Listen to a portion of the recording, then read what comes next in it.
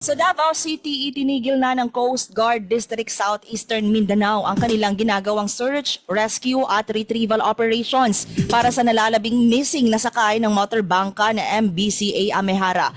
Ang MBCA Amehara ay iniulat na nawala noong January 19 matapos umalis sa Santa Ana Wharf sa Davao City. Sa 15 sakay nito, 6 na mga bangkay ang nakuha ng Coast Guard habang 9 ang nananatiling missing. Sa Basilan, inanunsyo ng Coast Guard na 2 pang mga labi ang nakuha mula sa lumubog na MV Tricia Kirsten 3. Dahil dyan, umabot sa 64 ang kumpirmadong nasawi at na-recover. 293 na mga pasahero at crew ang nailigtas habang 15 ang hindi pa natatagpuan. Tuloy pa ang search operation ng Coast Guard.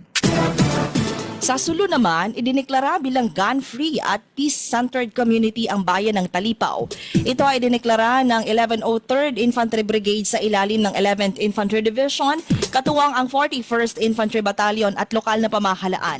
Ginawa ang declaration program sa Talipao Municipal Gym. Layunin nito na mapanatili ang kapayapaan, mapalakas ang seguridad at maisulong ang kaunlaran sa komunidad.